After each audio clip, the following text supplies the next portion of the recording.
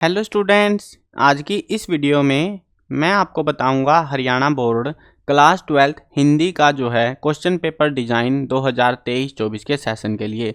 शुरू करते हैं वीडियो को। मैं हूं अजय और आप देख रहे हैं CCL चैप्टर। लेकिन वीडियो शुरू करने से पहले आपको बता दूं, अगर आपको क्लास 12th के किसी भी सब्जेक्ट के इंपॉर्टेंट क्वेश्चन या मॉडल पेपर सॉल्यूशन की वीडियो देखनी है, डिस्क्रिप्शन में प्लेलिस्ट के लिंक है, वहां से देख सकते हो। उसके अलावा आपको एक वेबसाइट बताता हूं जो आपके बहुत काम आएगी। गूगल पर जाना और ये वेबसाइट सर्च कर लेना cclchapter.com। CCL चैप्टर लिखोगे तो भी आ जाएगी आपके सामने। इस वेबसाइट पर आपको हरियाणा बोर्ड क्लास 12th का सारा स्टडी मटेरियल मिल जाएगा। Old question paper, model paper, syllabus, marking scheme, सब कुछ आपको मिलेगा।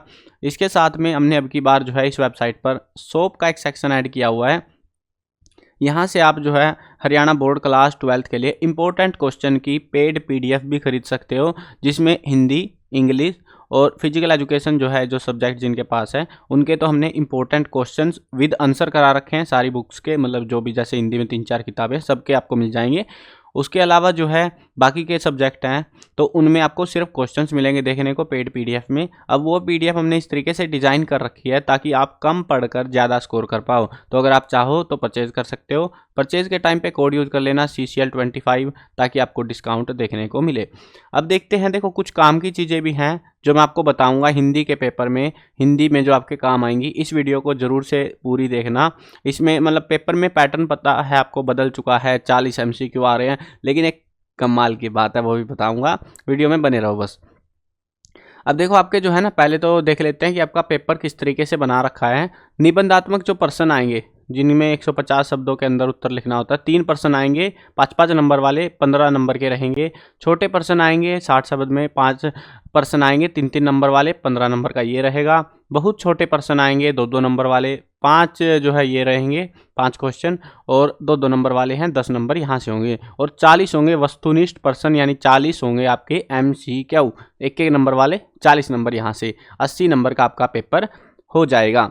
उसके साथ में अब देखते हैं आपकी बुक्स का क्या मामला है, किस तरीके से जो आपकी बुक्स रहने वाली हैं।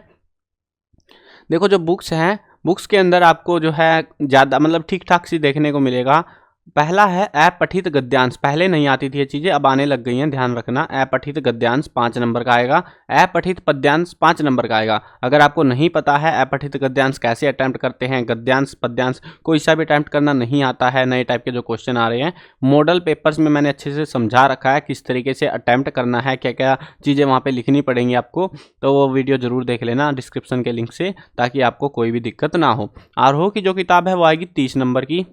30 नंबर में से 15 नंबर का काव्यखंड है, 15 नंबर का जो है कहानी वाला पोर्शन है।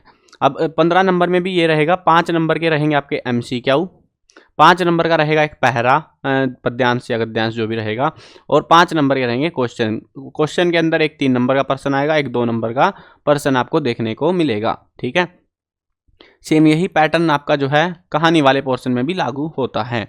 उसके बाद में जो है आगे बढ़ते हैं वितान में। वितान आएगी 10 नंबर की। 10 नंबर में 5 आएंगे आपके MCQ, 5 आएंगे आपके 5 नंबर के आएंगे क्वेश्चन, 3 नंबर का एक क्वेश्चन, 2 नंबर का एक क्वेश्चन। जो क्वेश्चन आपको मिलेंगे 3 नंबर के, 2 नंबर के, इनमें एक्स्ट्रा क्वेश्चन नहीं मिलेगा, कहीं तुम सोचो कि एक्स्ट्रा क्वेश्चन मिलेगा। जितने मिलेंगे वो सारे करने पड़ेंगे आपको। उसके बाद में अभिव्यक्ति माध्यम, मौज कट गई तुम्हारी, देखो तुम क्या हो रखा है अभिव्यक्ति माध्यम के साथ में। 10 नंबर का आएगा, 5 नंबर के आएंगे MCQ, 5 नंबर का आएगा एक क्वेश्चन। अब तुम बोलोगे सर हमने मॉडल पेपर देख के आए हैं, उसमें तो क्वेश्चन है ही नहीं, ये है वो है फलाना ढिमकाना। ये चीज़ ध्यान रखो, मस्त चीज़ है। अगर देखो वैसे अपडेट दे दूंगा अगर कुछ गड़बड़ करता है बोर्ड पैटर्न में, क्योंकि 11th का पहले एग्जाम है तो पता लग जाएगा हमको, क्योंकि सेम पैटर्न 11th में भी लागू कर रखा है।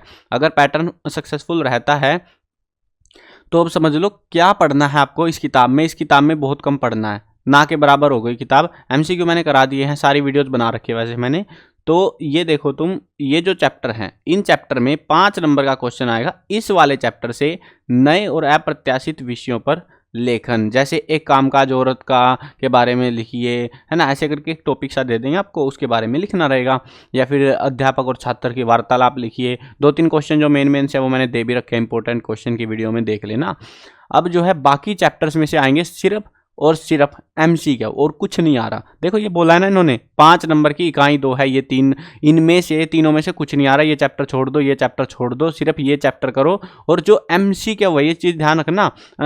कई सारे स्टूडेंट मेरे से पूछ रहे थे MCQ की वीडियो बनाई कि सर लास्ट के इन चैप्टरों से तो आपने MCQ दिए ही नहीं। भाई एक बात है जो बोर्ड ने बोली है हमको साफ स्पष्ट, 5 नंबर का क्वेश्चन आएगा और 5 ही नंबर का ये पूरा टॉपिक है और इसी पार्ट से आएगा, वो भी कंफर्म कर दिया है बोर्ड ने।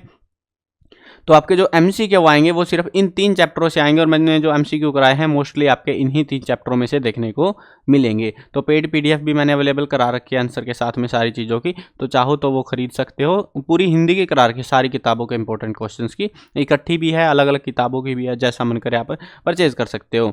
अब देखो ये चीज़ मस्त है ना, लगी ना मस्त आपको कि हाँ पाठ तो पढ़नी ही नहीं, अभिव्यक्ति माध्यम में कुछ नहीं बचा भाई। लिटरली आपको सिर्फ 2-3 क्वेश्चन मैंने दे रखे हैं इंपॉर्टेंट क्वेश्चन में, वो 3-4 क्वेश्चन पढ़ लेना, बस हो गया तुम्हारा। वैसे इंपॉर्टेंट क्वेश्चन की मैंने डिटेल्ड वीडियो बनाई थी सारे चैप्टर की, लेकिन बोर्ड ने पैटर्न बदल दिया भाई, धप्पा लगा दिया हमारे साथ में। अब देखो ये सीन है इस तरीके से, ये वाले चैप्टर से आएगा जो भी आएगा 5 नंबर का एक क्वेश्चन, जहाँ पे आपने अगर मॉडल पेपर देखा होगा डायग्राम सा छाप रखा है ना, फोटो वोटो, उन्हीं क्वेश्चन में मिलेगा आपको ऐसा क्वेश्चन। 2-3 क्वेश्चन वो सारा इसी का है, करा धरा इसी चैप्टर का। और उसके अलावा इन 3 चैप्टर से आएंगे 5 नंबर के MCQ, ठीक है।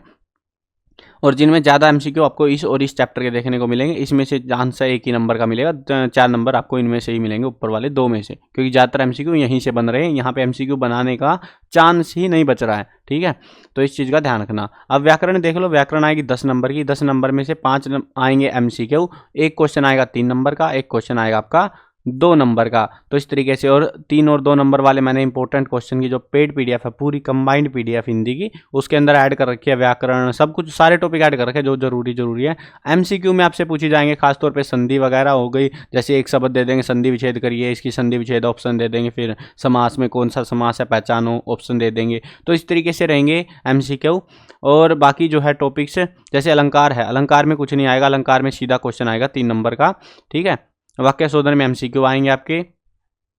और यहाँ से जो है संधि या समास में से कोई सा एक, चांसेस रहते हैं संधि में से 1-2 नंबर का क्वेश्चन दे दे, ठीक है। और समास में से आपको जो है वहाँ से पूछ सकते हैं, या फिर पूछ सकते हैं कि समास में भी हो सकता है, इन दोनों में से कोई सा एक देंगे वो, ठीक है। इस चीज़ का ध्यान रखना, चांसेस ज़्यादा है संधि वाले के, ये चीज़ जरूर कंसीडर करना। इनकी जो है डेफिनेशन पढ़ के जाना इन संधियों की, और साथ में 1-1, 2-2 उदाहरण भी याद कर लेना, ठीक है। 3 नंबर की संधि आएगी, 2 नंबर का समास आएगा, 2 नंबर का वाक्य शोधन आएगा और 3 नंबर का अलंकार। अलंकार तो 3 नंबर का सीधा एक क्वेश्चन है, और चांसेस इसीलिए मैं बोल रहा हूँ क्योंकि देखो यहाँ पे 2 नंबर का वाक्य शोधन है, ये तो पक्का MCQ में ही आएगा आपका।